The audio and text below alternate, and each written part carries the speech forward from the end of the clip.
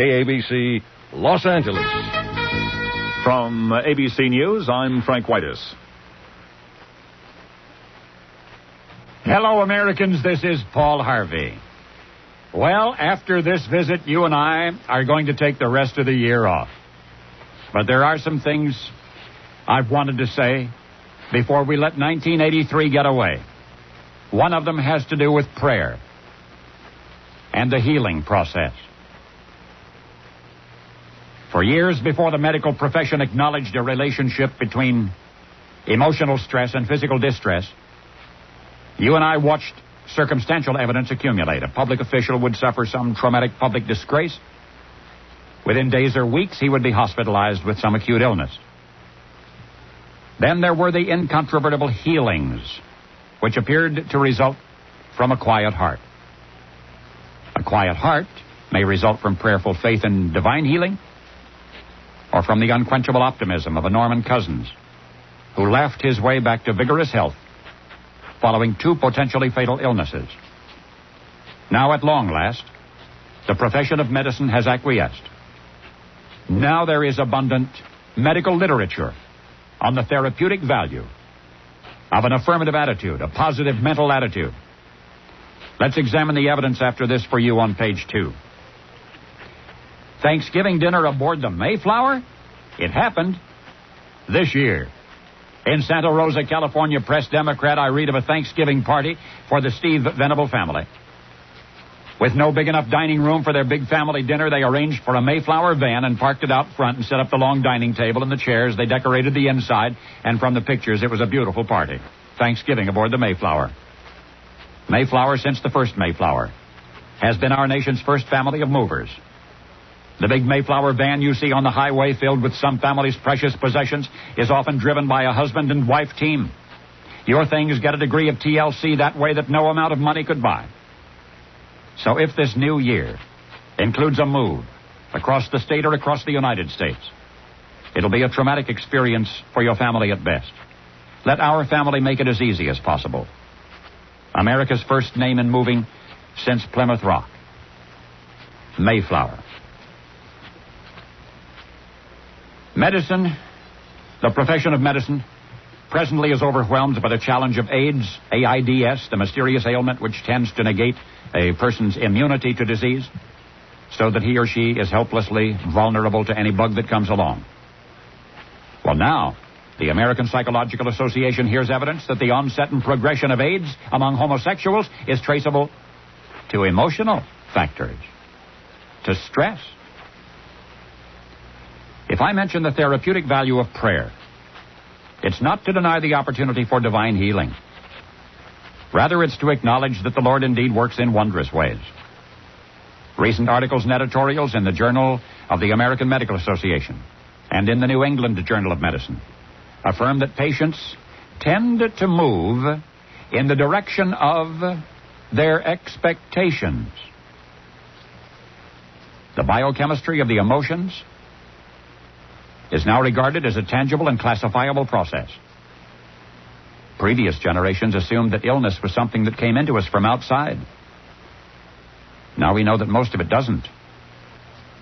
In his remarkable book, The Healing Heart, Norman Cousins calls positive emotions the bulletproof vest that protects us against the effects of emotional assaults. Positive emotions? Those would be confidence, deep purpose, joyousness, laughter, and a will to live. At the very least, they increase the value of whatever medical treatment we receive. And Mr. Cousins knows. He knows what he's talking about. His heart created its own bypass. Now, page 3. The IGA store near you is bigger than you knew. When IGA was born back in 1926, it was called the Independent Grocers Alliance. Independent grocers were an endangered species, so IGA was created so your local merchant could preserve his independence and yet do his buying in concert with other grocers so as to manage lower food prices for you. Well, IGA is coast to coast today. A big man was a little do-it-himself grocer in Cincinnati 20 years ago, Walt LaFerry, doing barely $20,000 worth of business a year. Today, within IGA, his stores do $20 million a year. And Walt provides jobs for hundreds of people. The IGA Alliance has profited him and you. IGA stores, 3,300 of them now, do 5% of all of the grocery business in the entire United States. Among all of the big food retailers, among all of them, IGA is one of the biggest three. I mentioned Walt LaFerry. It rang a bell. That's because his son is first-string tackle for the New Orleans Saints. Do you know that the most in-demand seats on Broadway are for the musical production Cats? The entire cast is people in cat costume. You know, this unlikely success reflects an increasing public fascination with cats. Veterinarians who keep count report that among young, among singles living alone, among working couples and the elderly, cats as pets are now more popular than dogs. Frequently, son Paul writes his rest of the stories, seated at a typewriter, with a kitten draped over his shoulder, and another on his lap, and a third curled up at his feet. Annie, as a kitten, refused to allow him to leave our Ozarks farm without her. Christopher was found ailing, nursed to health, and adopted. And old Tom, well, old Yaller Tom just came to the door one rainy night, having heard by the grapevine that the Harveys are a soft touch for felines. Cats, as different in their personalities as our children, and yet invariably, either more or less, they all respond to affection. Back to that subject after this on page 4. My goodness, 8 members of a family in Portland, Maine, 8 of them were ordered out of their own apartment by city health inspectors when one inspector said it looked like a horror movie. He'd guessed there were 1 million cockroaches. Certainly enough to render the whole place uninhabitable. And the filthy things were traveling from that apartment to other apartments. Haven't I been getting through to the Munjoy Hill apartments? Anybody can now roach-proof his own premises with roach-proof.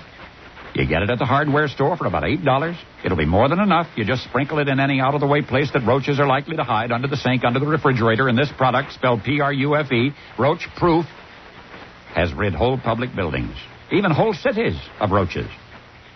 So it will do what it promises to do in your house, too. And if you live in an apartment, you know you owe it to your neighbors to roach-proof. But you want the one that the patent office says is one of a kind. It's the one that's spelled funny, that really works.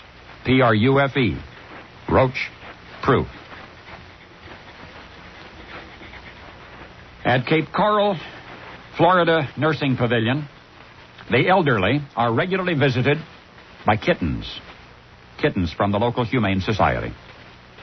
And experience there and elsewhere demonstrates that some elderly men and women who have communicated with no one for weeks, even months, are soon chattering and giggling and petting with tired, tender hands the purring bundles of love wrapped in velvet.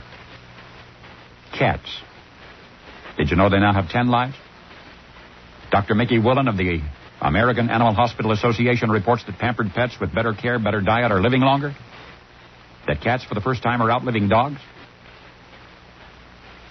Loving cat owners frequently forego vacations rather than to leave their pets with strangers.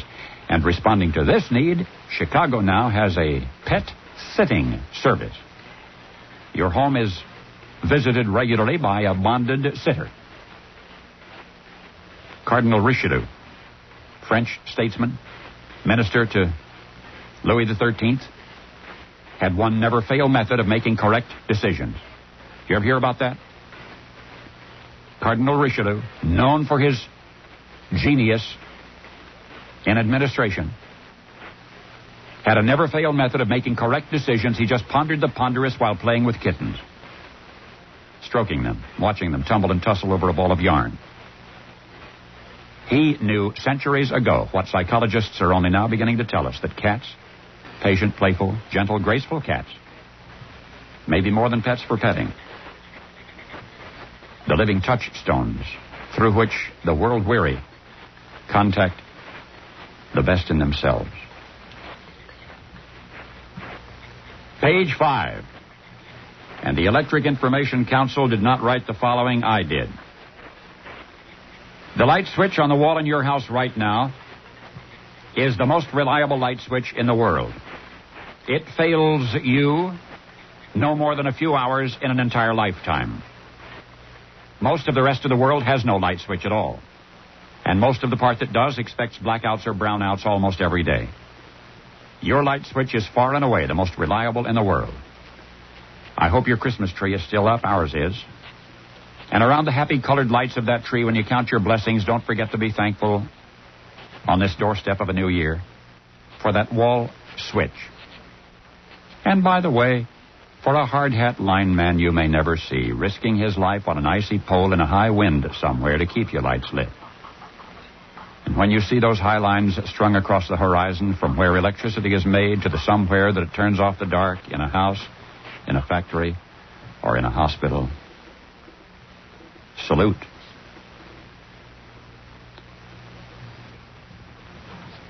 You and I have been visiting for enough years now to recognize that there are some opportunities for repetition.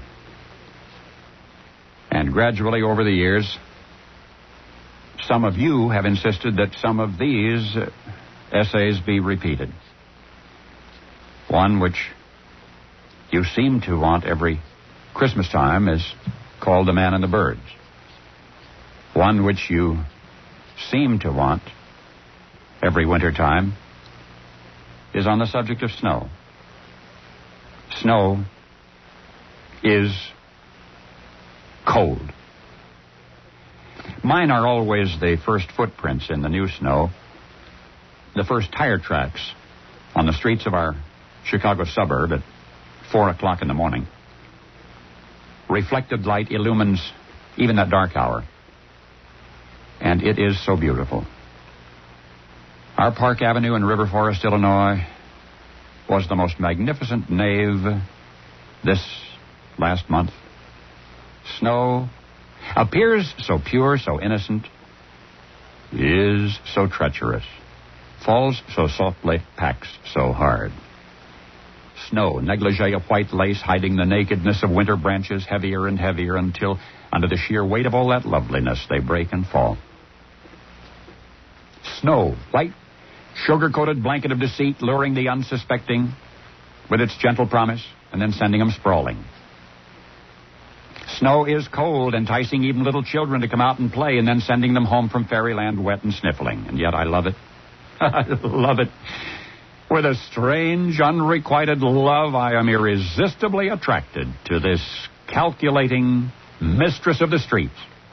100 ways, 1,000 times she has tried to destroy that love, demanding the tedious attention of shovel, broom, woodlot.